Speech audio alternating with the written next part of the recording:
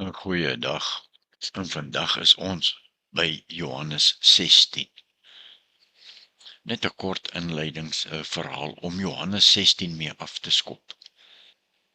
Stel jou voor jy gaan deur die moeilikste week van jou lewe.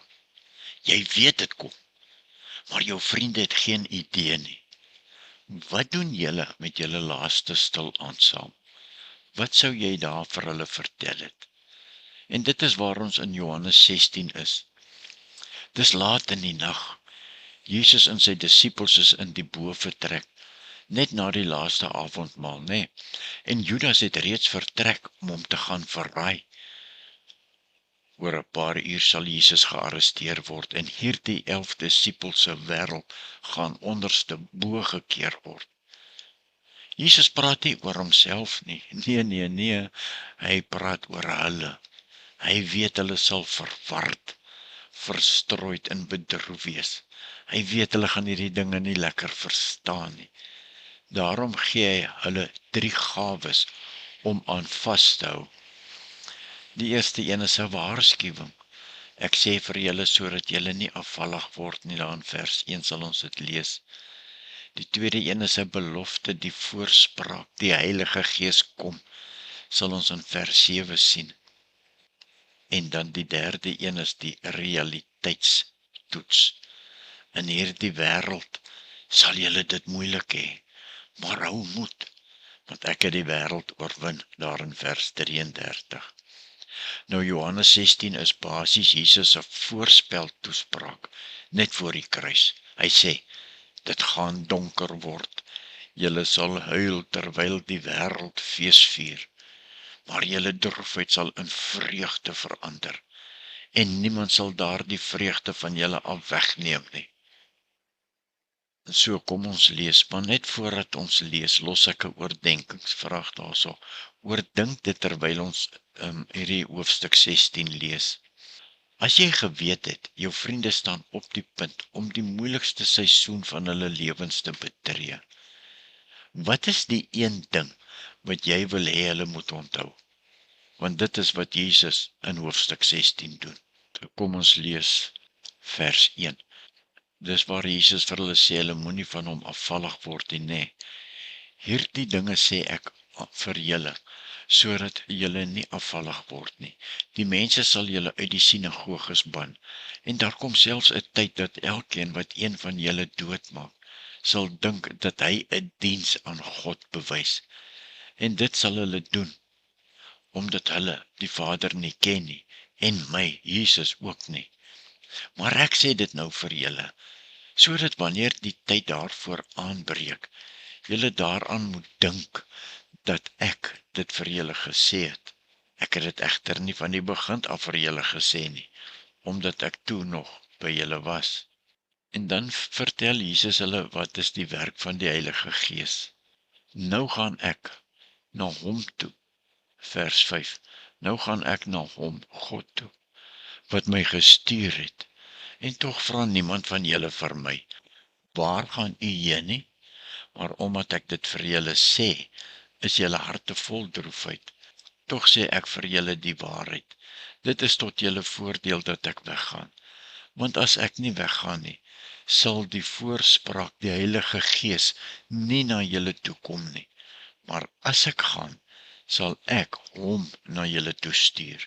En wanneer hy kom, sal hy bewys dat die wêreld skuldig is aan sonde en dat die reg aan my kant is en dat die oordeel al gekom het. Die wêreld is skuldig aan sonde, want die wêreld glo nie in my nie. Die reg is aan my kant, want ek gaan na die Vader toe, en julle sal my nie meer sien nie. Die oordeel het al gekom, want die owerste van hierdie wêreld is klaar veroordeel. Ek het nog baie dinge om vir julle te sê, maar julle sal dit nie nou begryp nie. Wanneer hy kom, die Gees van die waarheid, sal hy julle in die hele waarheid lei. Wat hy sal sê, sal nie van homself kom nie. Hy sal net sê wat hy hoor, en hy sal die dinge wat gaan kom aan julle verkondig. Hy sal my verheerlik, want wat hy van my ontvang, sal hy aan julle verkondig. Alles wat aan die Vader behoort, behoort ook aan my. Daarom dat ek gesê het, wat hy van my ontvang, sal hy aan julle verkondig. Vers 14 en 15. Die vers moet afgebreek word. Nommer 1. Alles wat aan die Vader behoort is myne. Jesus eis totale eenheid met God die Vader. Hy is nie 'n aparte, mindere God nie. Alles wat die Vader het, sy gesag, sy wysheid, sy mag, sy heerlikheid, sy planne. Jesus deel ten volle daarin. Dit is 'n groot aanspraak op Godheid. Ja, die disippels sou dit gehoor het en aan Daniël 7 vers 14 gedink het, waar die seun van die mens alle heerskappy gegee word. En so verduidelik vers 15 die ketting. Vader, Seun, Heilige Gees, jy. En waarom het dit vir die disippels saak gemaak? Want hulle was verskrik. Jesus gaan weg. Hoe sal ons weet wat om te doen? En Jesus se antwoord is dit: julle word nie verlaat nie. Dieselfde waarheid, dieselfde gesag en die teenwoordigheid van God, wat saam met julle in my was, sal deur die Gees na julle toe bly kom. Die Gees bring nie 'n plan B nie, hy bring my na julle toe. En wat dit natuurlik vandag vir ons beteken, hè, daar's geen gaping in die drie-eenheid nie. Ons hoef nie te wonder of die Gees iets anders is as wat Jesus sê nie. As dit Jesus weerspreek, is dit nie die Gees nie. Hoor jy dit mooi? As dit Jesus weerspreek, is dit nie die Gees nie. Een sin opsomming van Johannes 16 vers 15. Dit toon die eenheid van die drie-eenheid. Alles wat die Vader het, behoort aan Jesus. En die Heilige Gees se werk is om daardie dinge te neem en aan ons te openbaar, sodat ons nooit van God afgesny word nie. Vers 16, nog 'n kort rukkie. Nog 'n klein rukkie, dan sien julle my nie meer nie. En weer 'n klein rukkie, dan sal julle my weer sien.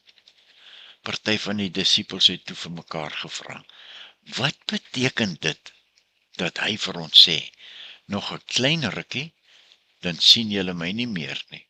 En weer 'n klein rukkie, dan sal julle my weer sien. En ek gaan na die Vader toe. Hierdie klein rukkie waarvan hy praat, wat beteken dit? Ons weet nie wat hy bedoel nie, het hulle gesê. Jesus het gemerk dat hulle dit vir hom wou vra, en hy sê toe vir hulle: praat julle met mekaar daaroor dat ek gesê het, nog 'n klein rukkie, dan sien julle my nie, en weer 'n klein rukkie, dan sal julle my weer sien. Dit verseker ek julle. Julle sal huil en treur, maar die wêreld sal bly wees. Julle sal bedroef word, maar julle droefheid sal in blydskap verander. 'n Vrou kry swaar wanneer haar tyd gekom het en haar kindjie gebore word. Maar wanneer die kindjie gebore is, dink sy nie meer aan die pyn nie. So bly is sy dat daar 'n mens in die wêreld gekom het. Net so is julle ook nou bedroef. Maar as ek julle weer sien, sal julle harte vol blydskap wees. En niemand kan julle blydskap van julle wegneem nie. Daardie dag sal julle nie meer vra aan my stel nie. Dit verseker ek julle. Wat julle die Vader ook al in my naam sal bid, sal hy vir julle gee.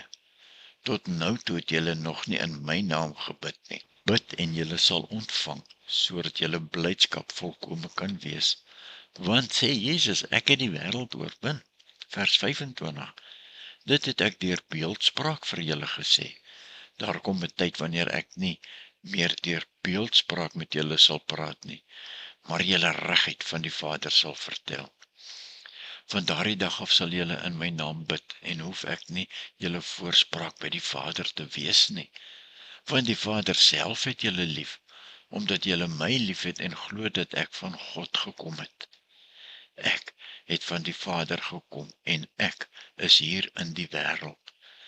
Nou verlaat ek weer die wêreld en ek gaan na die Vader toe. Sy disippels sê toe, kyk, nou praat u reguit en gebruik nie beeldspraak nie. Nou weet ons dat u alles weet. En niemand hoef u verder uit te vra nie. Ons glo nou dat u van God gekom het.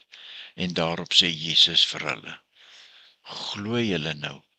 Kyk, daar kom 'n tyd, en dit is nou al hier, dat julle uitmekaar gejaag sal word, elkeen sy eie koers in, en dat julle my alleen sal laat. En tog is ek nie alleen nie, omdat die Vader by my is.